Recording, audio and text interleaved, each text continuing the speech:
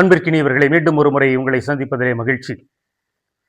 நான் என்னுடைய வாழ்க்கையிலே பல சமயங்களிலே மற்றவர்கள் என்னை ஏற்றுக்கொள்ள வேண்டும், மற்றவர்கள் என்னை புரிந்து கொள்ள வேண்டும், மற்றவர்கள் நான் செய்கிற சிறு சிறு தவறுகளை எல்லாம் கண்டுகொள்ளக்கூடாது, மன்னிக்க வேண்டும் என்றெல்லாம் நான் எதிர்பார்ப்பது உண்டு.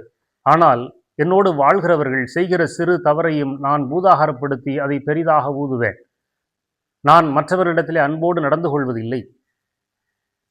நான் அவர்களிடத்திலே மிகுந்த கடுமையாக நடந்து கொள்கிறேன். ஆனால் மற்றவர்கள் என்னை நான் இருப்பது போல அப்படியே ஏற்றுக்கொண்டு அன்போடு பண்போடு நடத்த வேண்டும் என்று எதிர்பார்க்கிறேன். இதுதான் நம் ஒவ்வொருவருக்குமான வாழ்க்கை நியதியாக இருக்கிறது. திருப்பலியிலே மற்றவர்கள் பேசிக்கொண்டிருந்தால் நான் அவர்களை கடுமையாக அவர்களை திட்டுவேன். நான் ஏதாவது ஒன்று பேசிக்கொண்டிருக்கிற போது யாராவது சொன்னால், மிக அவசியமான ஒன்று நான் எனவே பேசிக்கொண்டிருக்கிறேன், இது கூட உங்களுக்கு தெரியாதா என்று நான் சொல்லுவேன். வாழ்க்கை என்பது இப்படித்தான்.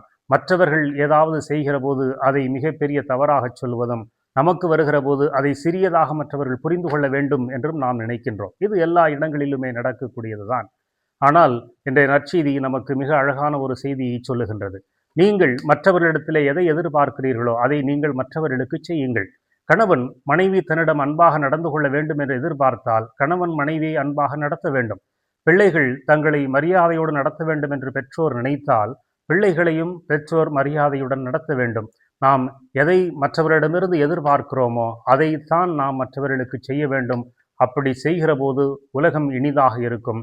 எனவேதான் இன்றைய நற்செய்தி நமக்கு சொல்லுகிறது, பிறர் உங்களுக்கு என்ன செய்ய வேண்டும் என்று விரும்புகிறீர்களோ அதையே நீங்களும் மற்றவர்களுக்கு செய்யுங்கள். இந்த செய்தியை நாம் மனதில் நிறைவாக பதித்தோம் என்றால் தினம் தினம் ஒரு நல்ல செயலை செய்வோம். அந்த நல்ல செயல் தினம் நம்மிடம் திரும்பி வரும்.